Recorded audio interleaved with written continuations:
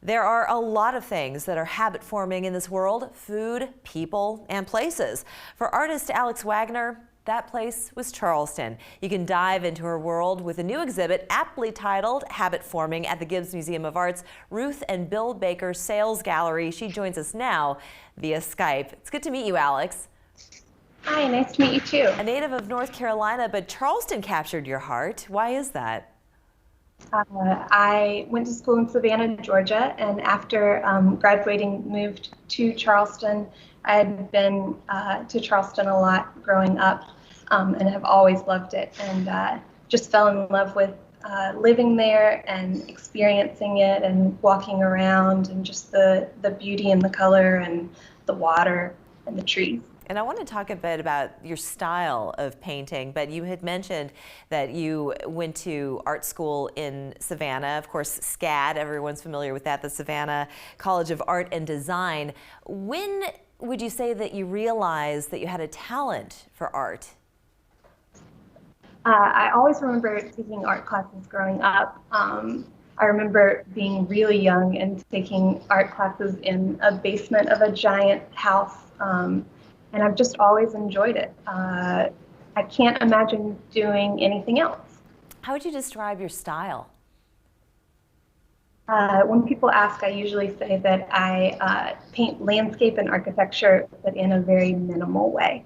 I think the Charleston colors really come through in my work, so I just try and amp up those pastels and beautiful coastal colors. It's true, the colors, they're very soft, and you see a lot of straight lines in your work.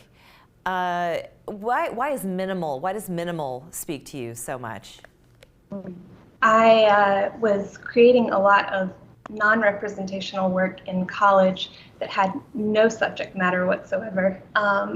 But when I moved to Charleston, I was so attracted to the buildings and the landscape and architecture.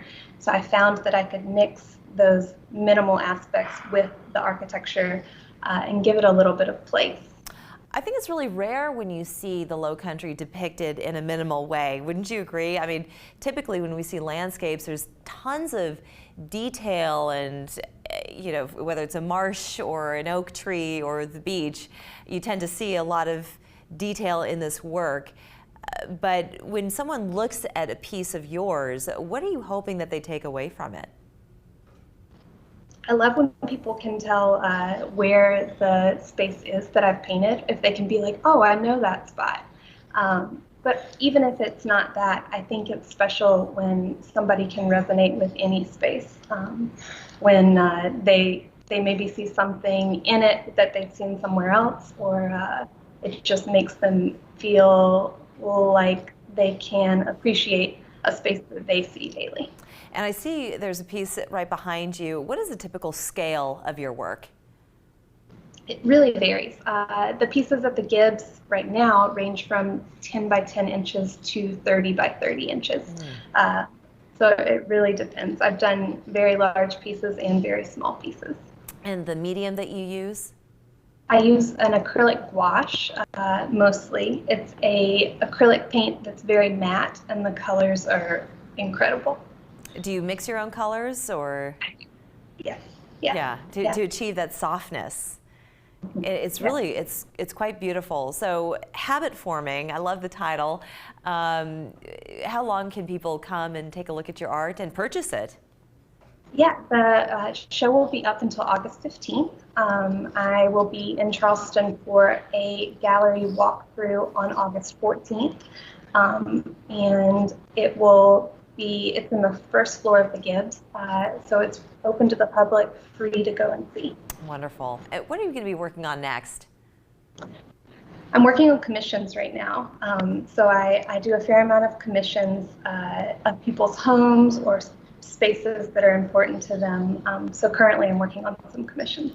Oh, do you ever do people? Do you ever do portraiture? I'll leave that for someone who's better. I would love to see a minimalist, you know, in your style of a person. Is that something that you would ever tackle at some point?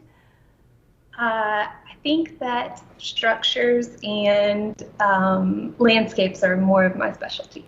Wonderful. Well, you do a wonderful job at those. I want to thank you so much, Alex, for joining us, and we're going to give our audience all the information they need to head over to the Gibbes Museum of Art all the way through August 15. Habit forming, you got to see it. Really beautiful work. Thank you, Alex. Thank you so much. We're back in 2 minutes.